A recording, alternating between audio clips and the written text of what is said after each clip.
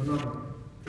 At everything where you're trying to think without, which is the topic of the book, it's interesting to try to challenge the conventional wisdom. You have to say this or that, and think creatively how to do this and that. So how to make a business that's both socially impactful and economically sustainable, or a product that's both healthy and tasty. So in any such venture, there is a tension, and you need to use creativity to create that extra value. But when you're getting Arabs and Israelis, and you're going, when I used to go to the Gaza Strip and talk to Palestinians there. When you're trying to get Arabs and Israelis to work together, it's harder than getting human beings in the United States to get outside their zone of comfort and do kindness to other people. So that was, after I did that, this was a walk in the park. Was it a cakewalk? Walk in the park. So what's a cakewalk? Cakewalk? That's when you walk to the table and there's cake. Something very tasty. So, as you've launched Kind, what was the and behind Kind? You talk about that, and I think it's a great example of how entrepreneurs think. And we talk about innovation and theories of innovation, and really theories of creativity, because that's a central part of innovation, is this idea of, as it's sometimes described, combining the seemingly incompatible as a sort of a driver of divergent thinking that opens up new possibilities. And I think it's a great insight to how you thought about that. Now, for Kind specifically, what was the challenge? What was the tension you were trying to overcome in building this brand? The things you were trying to combine? Yeah, and I do agree with that. I think fundamentally entrepreneurship, and particularly social entrepreneurship, you create enormous opportunities when you're able to do what you just described, which is the thinking with that, and you achieve similar compatible goals by a creative mechanism. In Kind's case, it was threefold. Number one, to make a company that was going to have a social impact and that was going to be economically impactful and successful, to combine the social and the business objectives. And when I mean that social impact in that strand, I mean about inspiring kindness, about celebrating kindness, about finding a way to increase kindness in society, while also selling healthy snack food. There's also a social element in the other objective, which is making products that's tasty, but also helpful with nutritionally rich ingredients rather than empty calories. And that tension was trying to make something that, when you think with or, you're like, is it going to be indulgent and really tasty because it's really indulgent and decadent, or is it going to be helpful but maybe boring? And that's a false paradigm, it's a false compromise. And there's a way to elevate the consumer's experience and our value proposition by highlighting how can you actually say it's not healthy or tasty. It can be healthy and tasty, and that's been our journey. It tends to be by using more premium ingredients, more nutritionally dense ingredients, and working harder to come up with products that are both healthy and tasty. Was that harder to make it an affordable price point too, as well? Because you could say, all right, well, we're going to use really premium ingredients, and it's just going to be almost a luxury, really high price product. But I find Kinds, they're pretty reasonable. Yeah, thank you. $20. Yes, but I think it is a perfect example of how you also do need to acknowledge that sometimes you can't just make it magically improve. Like sometimes there are some real sacrifices and constraints, and our product is made with the number one ingredient in our nut bars is nuts. It's almonds, which are much more expensive than fillers. The number one ingredient in our healthy grain bars is 5 or 6 super grains that are gluten-free oats and almond and quinoa, which are more expensive than other more commoditized items. So there is a higher cost and there is a higher value proposition, but the reason we've been able to achieve competitive prices is because we make every day millions of Kind bars. So now we are very efficient and we were able to achieve scale. But when I was starting, it was harder to do that. And there was an element of just saying, in fact, when we were designing the product, I removed cost as a filter, because in the book I described the different stages of creativity within the art philosophy, and it's very important that when you're creating something, you don't apply filters. Like, for example, when you're creating a product, you don't think about cost. Now, if anybody in my new product development team is here, they're going to try to hold me to it. So I'm like, why are you making things so expensive? but in the creative process, it is important to not be constrained, because if I had been constrained by that, I would have never created time. Because when we would go to manufacturers initially, before we were manufacturing ourselves, and ask them to make it for us, they're like, you're crazy. You know, my line is so efficient because I can make, in our industry, something called slab bars. Every one of the top 10 brands other than us, their product is an emulsion or a paste, where you take a bunch of ingredients, mash them up into a paste, and it just runs really smoothly through the line. It's very efficient, it's beautiful. And with our product, it's more artisanal. It's like whole nuts and fruits, and it's much harder for the line to run efficiently. So at the beginning, I had a lot of opposition from my trading partners saying, you're never going to be able to compete because it's going to cost so much more to run the line. And part of the creativity is how to make the line run more efficiently, but it's never going to be as efficient as an emulsion or a paste. And you know, at some point you need to say, well, at what cost do I want to commodify my product and make it so? But there are some sacrifices. And being willing to challenge those assumptions. I think that's what entrepreneurs inherently, you know, their strength is maybe they're less willing to say, all right, these are the constraints we operate in, this is how manufacturing happens, this is the supply chain. And you say, well, this is the product I want to make, we've got to figure out a different way to make it. It's so important to have that. If you believe in something, and after you've gone through the phase of really, first you come up through the creative phase and you just don't have any constraints, you just have all that creativity. Then you go through the skeptical phase where you start applying those filters. Because if you apply the filters up front, you might not have the creative ideas. But if you don't apply the filters, you're going to come up with really bad ideas and go back to it. Which I made many of those mistakes. I share some funny ones in the book. But then afterwards, if you haven't created an idea and you've tested it and it really doesn't make sense, then when you're executing, you really do need to have that conviction to have that staying power to believe in what you believe in and try to prove that right. Now, we talked last year, we had a panel on the power of purpose, and we had some brands like CBS and Unilever and actually some research by Evan looking at how do brands sort of align themselves with a set of values and maybe stand for something beyond just the product experience. So when you think about time, as you said, your vision for it there in terms of your social mission is about inspiring acts of kindness among the consumers. So how have you done that, or what is sort of worked? What have you found? Because it's not sort of an obvious thing. Okay, it sounds good. It's the name of the brand, but how does a snack bar inspire people to kindly to each other? I very much want to go into that. Do you mind if I just also address the premise of the first part of the show? So I think it's very interesting too. I've been doing this for 22, 23 years, and I really think we need to be careful about assuming that because you have a social mission, so many things work. Like 99% of the people that have tried kind bars, or maybe 90%, don't even know about our social mission. And it's maybe we shifted the pendulum too much on the other side, but it's by design that we lead with our product and our taste and the reason you guys buy our products is it's delicious and tasty and helpful. And that's exactly what Neil said from Warby Parker, the co-founder of Warby Parker. He said, you know, we started with this idea of, well, we want to have a business that helps bring glasses to people around the world who can't afford them, and started his mission, but he realized as they were building it, they had to actually sell on the basis of having great stylish glasses.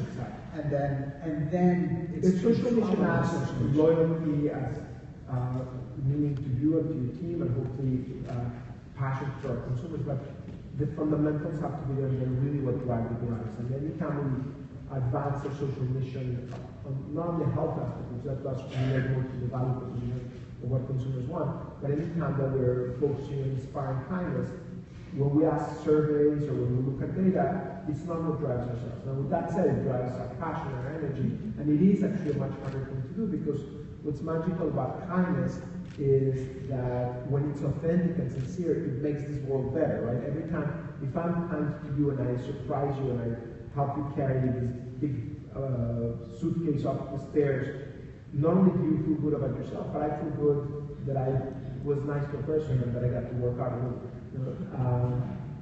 And the more you go out of your way to help that stranger, the more that you feel satisfied throughout the day.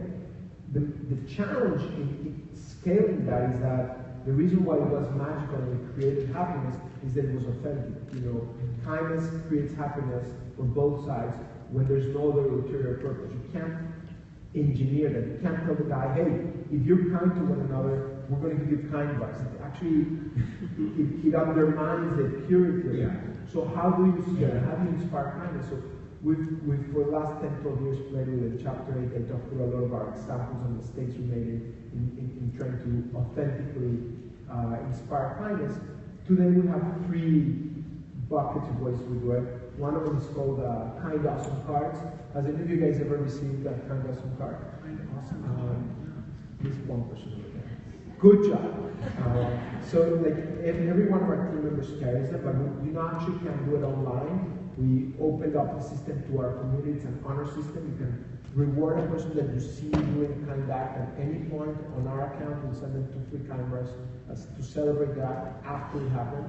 So if I notice that there was a person that seated the taxi cab to an elderly person, and I approach them and I walk up to them and they're like, who are you? And then after I overcome them calling the police, I tell them, no, that was really kind of awesome of you. And in appreciation for your gesture, you go to this website and get this code, and we send you 2 kind bars and another either digital or physical card, so you can then celebrate the next person that you spot doing the kind thing for somebody else.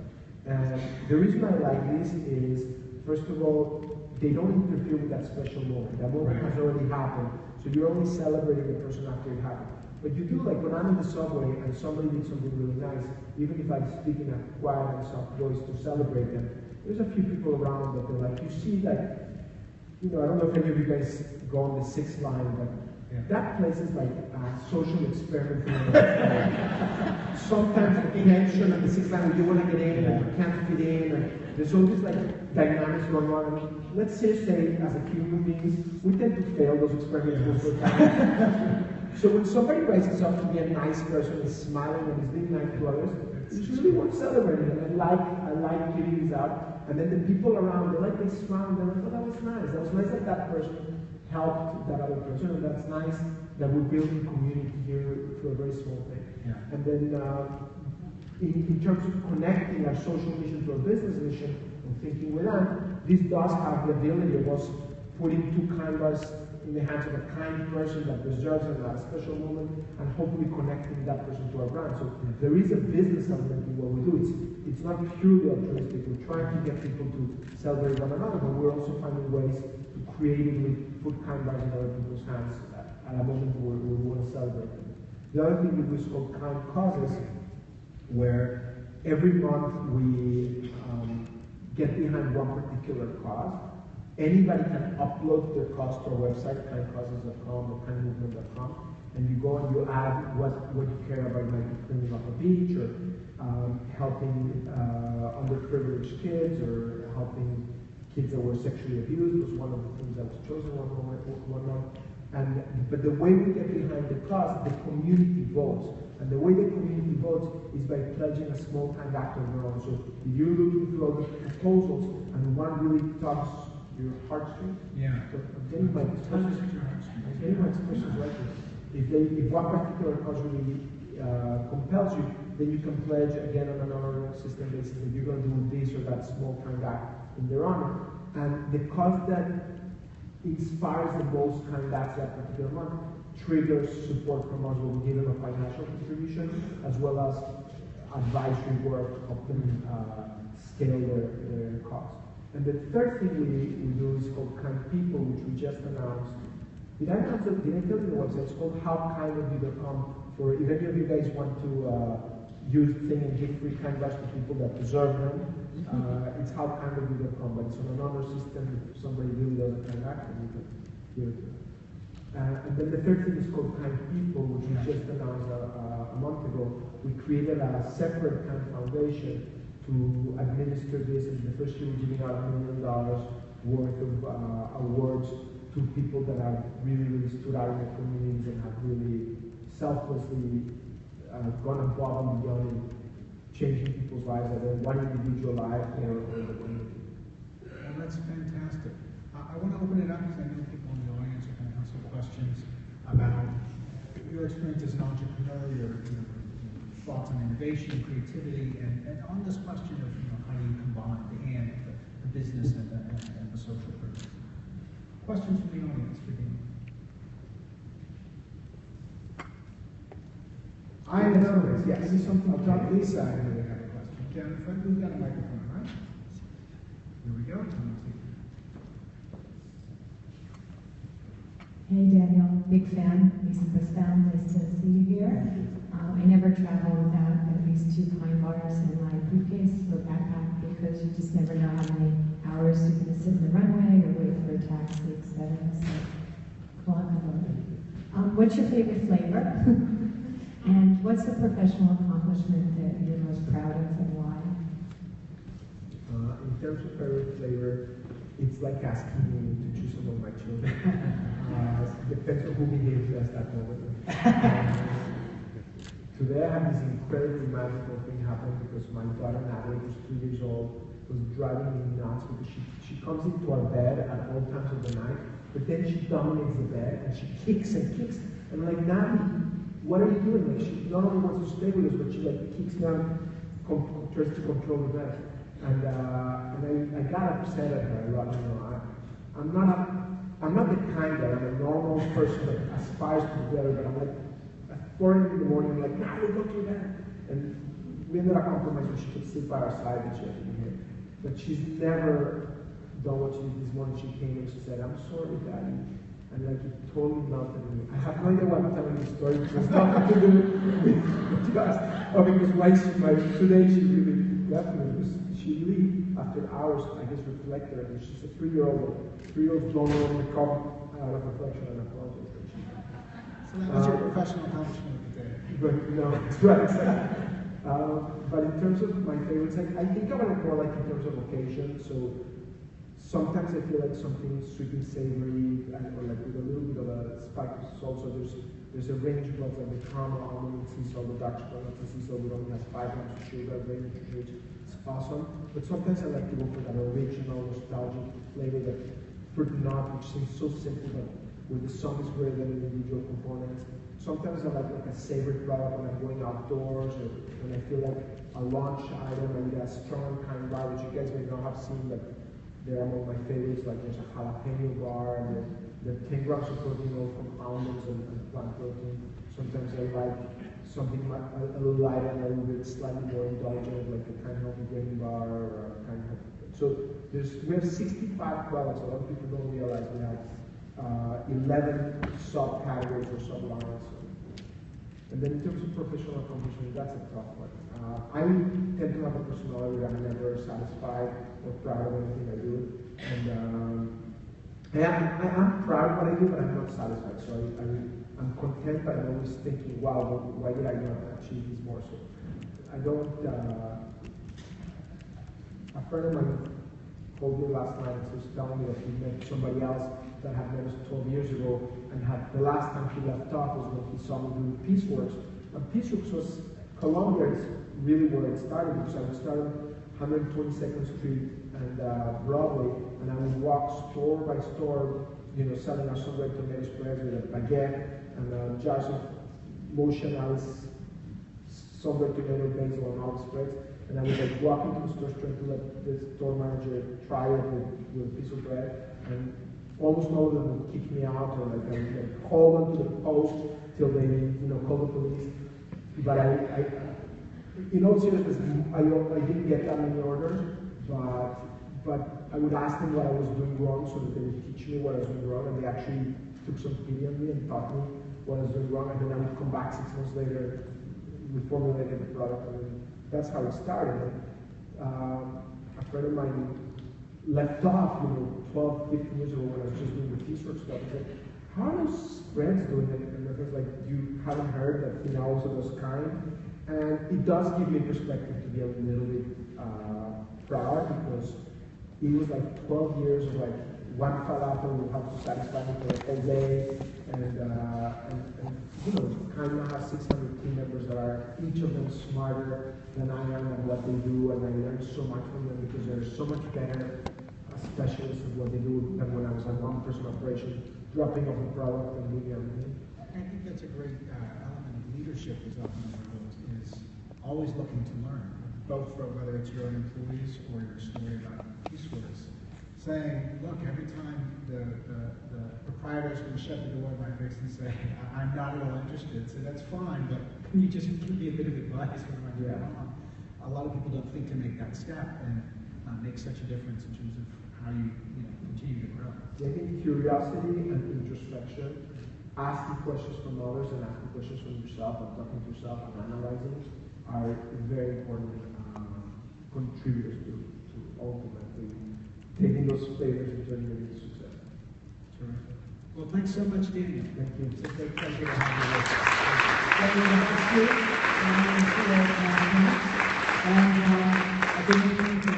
We've got his book. There is a bookstore table at the back of the room from Barnes & Nobles. And they're going to be selling books throughout the day from several of our speakers on stage, including our next one. So you can find Daniel's book there, Do the Kind Thing. We also have the kind snacks at the table in the back, where you'll be able to pick me up at any point during the day. And there's the vision wall, where we're asking you to share your vision of what would make the world a kinder place. So please check that out. As I mentioned, we'll also have books at the table from our next speaker, which is Michael Schweg. I actually first discovered Michael's work about 5 years ago. I was invited to do a session for a Russian media company. I don't know if I told you this story. And I was going out to Moscow to meet with them, and they told me, they said, okay, you look good, we like your topic, but we hope you aren't one of those boring professors, okay? Because we've had some of these boring professors. I said, okay, just try to be more like we had this guy from MIT, and he was really good. He really got us, riled up and challenging our business. And I said, oh, okay, great. So when I got there, I asked him who this guy was, and he said, Michael Schweg. And so I looked him up, and actually that was how I first discovered Michael's work, and I've been following it since then. Over the last few years, we got a chance to meet last year at MIT at a summit on platform business strategy. Michael has written on a lot of thinking on innovation, on customers, a great book on how do you make it, who do you want your customers to become? Who do you want your customers to become? What a great question. And more recently, The Innovator's Hypothesis, a great book, really fed a lot of my thinking about how do you pose the right questions to experiment and learn through innovation. So really excited that Michael is free to join us here at Brite. He's going to be talking about why UX sucks, how successful innovators go beyond user experience. Yes. Great. Thank you very much. I really appreciate that. I Didn't realize that the Russian connection was the source of that. Well, it's a genuine pleasure to be here, and I feel quite self-conscious following Daniel's excellent talk, because to be very blunt, and this will become clear as I speak, kind is not the four-letter word people usually use to describe me. So you may see some of that in the title here. So is this really rhetorical clickbait? Do I really believe that UX sucks? And actually, yes. And I believe that it's undervalued and underappreciated as an asset, as a capability, and as a design sensibility. And I hope to persuade and convince most of you here today, and at the very least, engage on this topic. There we go. This is really my most important slide. The content of the audience is more important than the content of the talk. Ordinarily, I say at this point, I have near perfect knowledge of what I'm about to say, but that isn't true this time. This is the first time I'm giving this talk. I decided to either rise to the challenge or sink in terms of, I wanted to do something that really leverages some of the work that I've done, but also ties into some of the frustrations I've had, both in executive ed classes and working with a variety of different organizations. So as much as I'm interested in what it is I'm going to say this morning, I'm more interested in the reaction to it. Just by way of bias and context, it's important that you know that my background is computer science and economics. I look at the behavioral economics. Remember I studied normative economics. You know normative economics, you have no idea how people are supposed to behave. They never behave that way. That's why behavioral economics, Richard Thaler's work, Dan Ariely's work, who's a colleague at MIT, I look at the behavioral economics of experimentation and innovation in organizations via my lens and window is the marvelous prototypes and simulations that organizations build. So I'm not really a people person per se. I like people, some of my best friends are people, but when we talk about innovation, I really look at the marvelous prototypes and simulations that people build, use, and invest in, and iterate around, and behave in this way. And the bulk of my advisory work is around this. It ties into the innovator's hypothesis. I help organizations design not technical experiments, business experiments. Simpler, safer, scalable. Simpler, if anybody makes things more complicated. Safer, it means you address risk, and scalable. It's not enough to have an experiment work in situ, it has to scale throughout the organization. Okay? That's my background, that's my bias. Filter my remarks to that. What is this talk really about? This talk is about alignment. We have big data, we have analytics, we have user experience, we have design, we have brand architectures.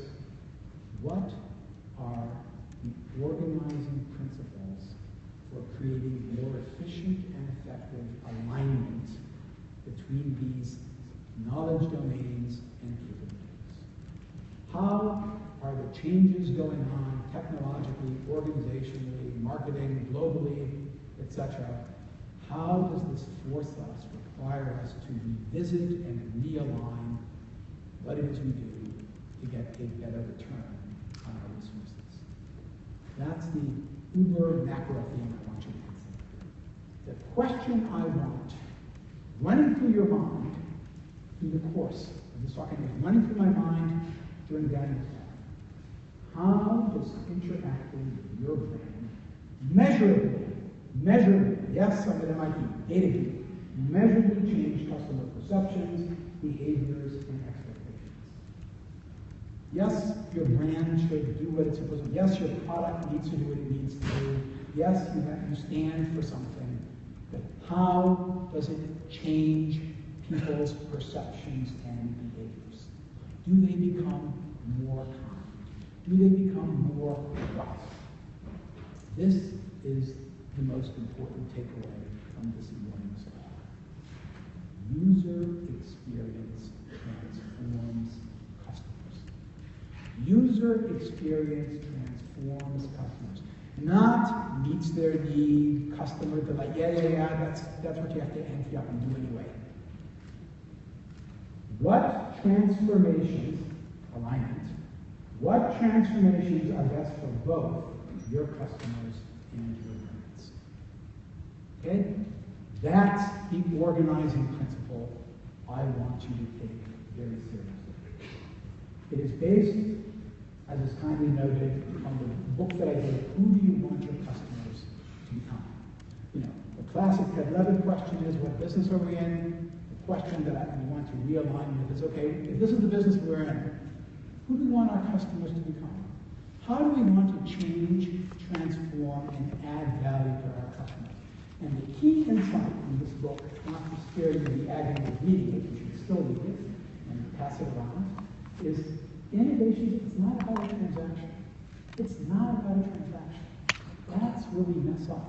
That's where we cheat ourselves, cheat the future, cheat the customers, cheat the brand promises that ostensibly we make. Innovations are investments in human capital, capabilities, creativity, competencies of customers and merchants. Innovation isn't just about facilitating a transaction. It's about enabling new capabilities for your customers. So for all of you technology innovation folks, marketing folks who say, we need to have a better product, we need to have a better service, you're missing the point. You're missing the point. Innovation is a means to an end. We really need to start thinking about how are our innovations, how are our brand promises redesigning our customers, making our customers more valuable. And obviously, and this is so obvious that I have to say it out of a sense of obligation, our technology palette and portfolio dramatically expands literally and figuratively the bandwidth we have to be able to do this. Okay? I'm not going to get into it. But this is what's key. This is immersed in. As we change the rate of innovation, as we broaden the bandwidth of all of that innovation capability, user experience design becomes our innovation delivery system. It happens. How does innovation get exposed and presented to customers and clients? Through the user experiences, through the portfolio of touch points that we have. How does your user experience inject innovation into customer perception, choice, and behavior? We're obsessed with gap analysis of meeting needs and customer satisfaction and NPS. Good, important, but not good enough, not important. We don't go far enough. And that's why UX sucks in this regard. This is where we want to be. This is what UX should be forcing you to consider. What is the appropriate intersection between how we want to innovate, what our brand stands for, and the plan? This is the transformation intersection. And the problem that we have, or the problem that I've observed working with a non-trivial number of organizations and students, is we design for user experience. What could be wrong with user-centered design? Nothing. Except that we're too focused on the point. We're too focused on the point of transaction. And if you do, notice that I put the link up here. This is a horrible, hideous, busy slide, which I could have made even more horrible and more hideous. But all I'm trying to do here, I'm going to read this to you, not to worry. These are some of the definitions of UX design, user experience. I'm a fundamentalist guy. I like defining the terms. Look at the definitions here. Check it out. Don't take my word for any of this. None of these definitions focus on the trajectory of how we want to transform our customers and clients. How the brand plays a role, interacting with the brand plays a role in transforming our clients' sense of self, capabilities, etc. It's too in the moment, not enough in the future. There's an inadequate balance here. It's a poor, and I'm picking this word deliberately, it's a poor investment. The transaction's good, the investment's not. That's the original sin of UX design as we know it. It's too much in the moment. So what I want us to encourage, a conversation on mapping brand to UX to transformation and vice versa. Okay? So let's take some real-world examples here. These examples are from organizations that I've either worked with or against. As a competitor, as an advisor, as I've done work with Chick-fil-A. Some of you may have seen this. It's a recent promotion, just came out the other week. You get a free dessert. That's the family challenge. The family challenge is, you've seen this? I know that New York is not exactly a Chick-fil-A town. It's a terrific product. And like the family. What's the challenge? You'll get a free dessert if you turn off your mobile phones and devices. Okay? Because Chick-fil-A stands for family and community. No franchises, oh no. No. Chick-fil-A is about improving the quality of family interaction. You might say that this kind of thing as well, it's an incremental promotion. I would say, as I eat out virtually all the time, and I look at families, the only way families communicate with each other is through text. Okay? I submit that this is a call to transformation. Walmart, everybody knows Walmart. Over a decade ago, I was at an MIT event, with a CIO event, and I was meeting the CIO of Walmart, a woman by the name of Linda Dillman, terrific woman. She thought I was an idiot because I was talking about, I did a little bit of work with Tesco, and we're talking about what you guys do for customer analytics, what you've done for supply chain logistics. You guys will own retail in America. Your ability to do loyalty, et cetera, you're the best positioned company in the world for this kind of utilization of loyalty networks. And she looked at me and said, Michael, what is it about everyday low pricing that we don't understand? We don't discriminate. We don't discriminate. They're not going to use technology to discriminate between shoppers. So what do after years? They did Savings catcher, non-discriminatory. What does savings catcher do? It cues the Walmart's core brand promise. Everyday low prices. We will not be undersold. You submit your receipts. They'll tell you if you've been they'll do a comparison with like-minded stores, and if you've been overcharged, they'll send you a gift card. So this reaffirms the brand. It is a look at the trajectory going forward of value. Lego is a company that's had a relationship with MIT for a very long period of time. Jürgen Lidström is a great guy. It's still all about the brick. Well, that's a quote from Jürgen. No, it's not. And if you look at things like Mindstorms, etc., the core brand proposition for Lego is about play. But in the way of, look at the death of the Barbie doll, etc., in an era of digital media and digital interaction, how do you create and facilitate new genres of play? And absolutely, this is a company that is focusing on the future of play. And I'm going to say something, I'm just going to anticipate how I'm going to end. They had a Lego, it's a family-run company, they had to get rid of their traditional designers and bring in a different culture of design, because the notion of what it means for children to play, culturally, operationally, technically, is fundamentally changing. And that's what we have to implement in this regard. You have to go beyond user experience in the moment to what will user experience mean? What is the trajectory of user experience in the next 2 to 3 to 5 years?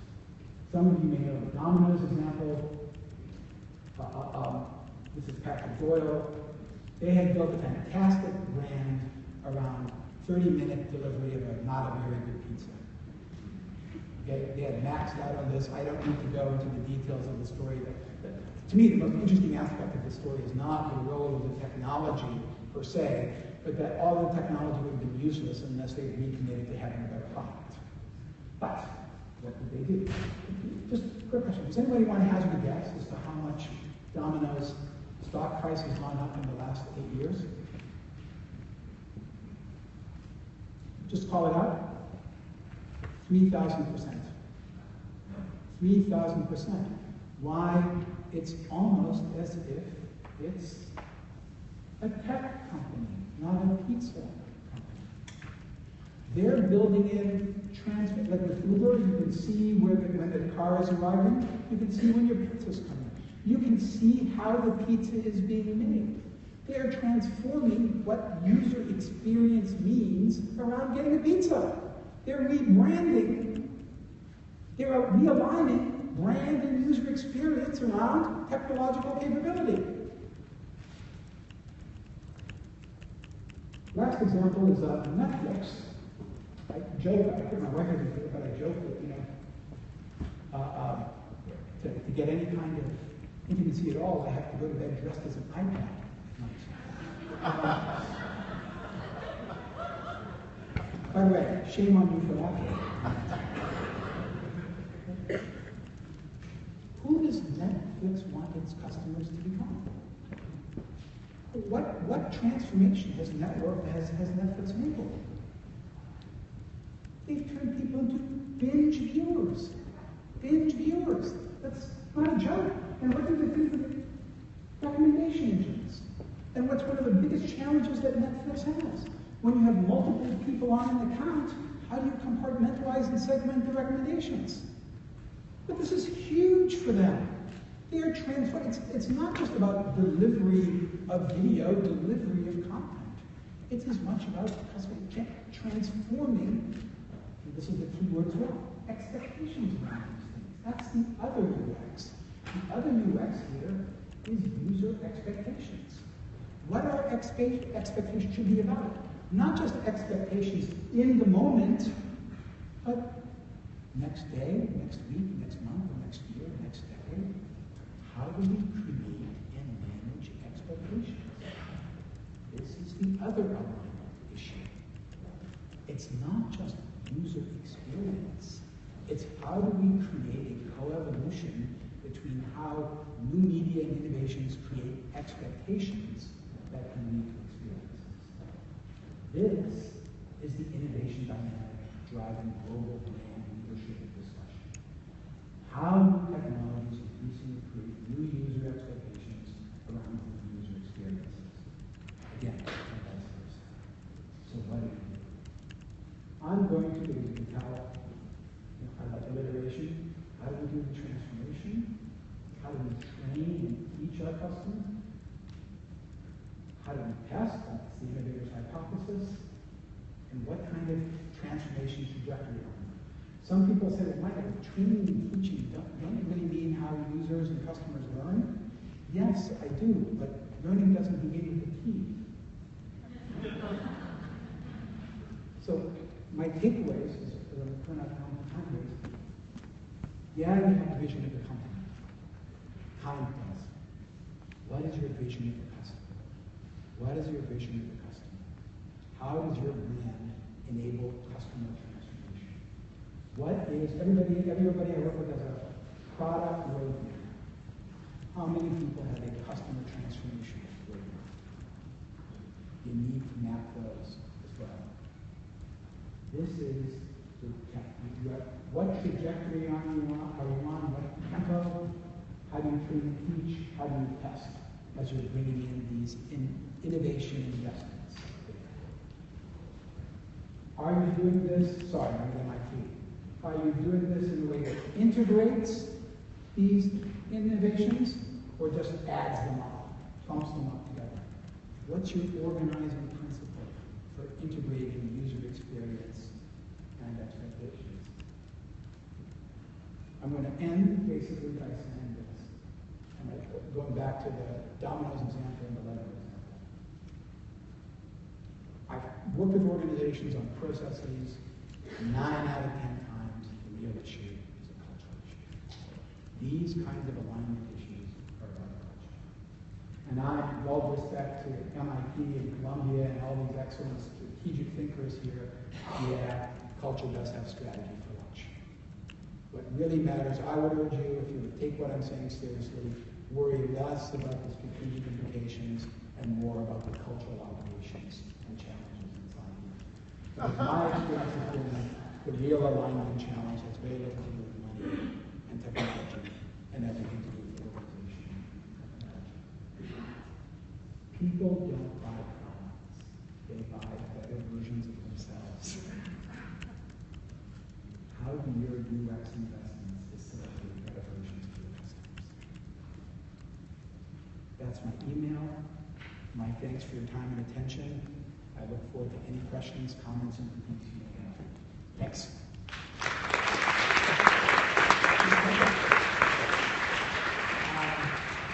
Fantastic, very thought-provoking way of thinking differently about innovation, about brands, and about the idea of what your relationship is to your customers. Yes. So what do you find, before I put it to the audience, my question was, when you try to get companies to think this way, to say, stop thinking about the transaction, sort of smoothly improving that moment in time of the experience is sort of making it easier and so forth, how do you actually think about the change in the customer? What do you find is difficult or is it sort of obvious when you say that they all say, aha, I got it, I'm with you? Well, I'm really glad you asked that question, and if I were to give the longer version of the talk, the real issue is going to be when the customer is not a monolith, the client is not a monolith. This is a very interesting window into segmentation. The gap between your best customers versus your most typical customers is large. That's the setup to answer the question. When I do this with organizations with classic MBA marketing backgrounds, their immediate reaction is revulsion and get out of here. We're trying to do. We're struggling to make sure that people appreciate our brand. We're not trying to transform. What you're saying, there's a certain logic to what you're saying, but it's not how we're organized. So the overwhelming majority of times I have purchased with people who get, they've hit an issue. They realize that they do what they do very well, but it's not enough. It's not getting the reaction that they want. They're getting lots of data, they're listening to their customers, they're giving their customers the chance to interact, but they haven't built in a feedback loop in there. It's not, and those are the ones who are, And the big breakthrough, talk about a marketing investment, the big breakthrough was attaching my question, who do you want your customers to become, to Ted Levitt's question, what business are you in? Because that question that I ask, who do you want your customers to become, becomes another way of adding value to the answer of what business are we in. So instead of challenging my customers, I gave them something that they were familiar with. But the reality is, this is why I'm completely not. If you have grown up in a culture of what business are we in, if you've grown up in a culture of how do we maximize the moment, that user experience is about getting customer delight and customer satisfaction, reaching that, filling that gap, I don't think you might as well ask a sumo wrestler to go into pole vaulting. Oh, but we have a really good pole. It's not good to work. That's not how they train. That's not how they're built. Which is why people like Bernd Schmidt has wonderful essays on disruption in this. That's why a lot of organizations can't adapt or compete in this environment. And that's why, just last notice, that's why I use examples like Domino's and Legos. Because these are legacy companies. These are not, as we're lucky with, born digital companies. I mean, if you've grown up your entire life in a digital environment, this isn't a big adaptation for you. If you're a 55-year-old schmo who learned how to type on a Royal or Olivetti, you've got problems. Anybody here remember the Russell Winger's presentation from Domino's a few years back? Yeah. He came the year that they completely tore up the brand promise, as you said, and said it's no longer 30 minutes, something you can marginally eat. You know? That's boldness. The thing that got you there, you're turning your back on. That's a risk. That said, given how their market share and margins were doing, they didn't have a lot of choice. So you look for companies who are in dire straits. I hate the building platform aspect of it. I tell you what, you look for companies. I look for clients. I look for students who want, like any of you, they want to transform their customers. Not just meet their customers and make them happy. They want to meaningfully change their customers in some way. With the people I hang around, they're not the corporate social responsibility types. They're about building capabilities. But building kindness, I'm fine with building kindness as a capability. I'm a very tough customer for that. Question from the audience. From Michael. Yes. Hi, Michael. Thank you very much. I'm Melissa Marsh. I'm actually a course 4 grad at MIT. That's the architecture program. Yes, good for you, yes. I'm wondering, I'm also an alum of this school as well, so no biases. Wondering if you were to map a sequence for Legos having a better girls and women's product. I think they're a great platform and they have great products, but and they went into a female-centric product, but I would argue that it maybe doesn't have this vision of the future. And I'm wondering if you could comment on that and how you might apply your approach to that product line. Well, without violating any confidences, this is a great issue for them. Right now, the quote that is for the future builders. They want to be less. They want it to be less biased in terms of little boys buying these things. They do have more quote-unquote female designers and groups, and they're designing the buckets differently. And at MIT, at the Media Lab, at the Mindstorms group, there's more. It's all part of the women in STEM kind of stuff. The big thing that I have seen from Lego in that regard as the gateway is parents. Lego is trying to become not just as a subsegment between kids as builders, how do we get families to build something? And so how do you get fathers and mothers and single parents down on their knees building things with their children? So the way what I observe as the biggest thing is not just the targeting of girls per se, but parents with children, family stuff, and non-quote-unquote exclusive. They want the entire, Lego wants, just like they want everybody going to the Lego movie, they want the entire family building stuff together. So that is the Danish gender-neutral approach. But there are special themes on this. But who do you want your child to? That's a great question. I actually left out for time reasons the Disney princess. Who do you want your child to become is a different question than who do you want your daughter to become, who do you want your son to become, who do you want your adult. That you've now hit on, sorry for the long-winded answer, but the great thing about that question, of course, it's a conversion of MIT and Columbia, it forces you to ask, what segments are most interesting to us and why? What segments are we in the best position to transform or add value to and why? And that's the family as a unit of analysis comes before the girl as a unit of analysis at this, to the best of my knowledge at this time. One more question.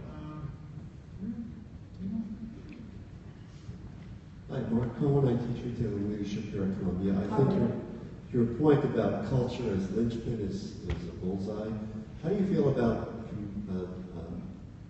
modifying culture in a legacy organization? I feel bad about it. You see, and I know that you've been intimately involved with it, you see the challenges that Macy's has. It used to be, we'd have an e-market, an e-group, 7% group, then an omni-channel group.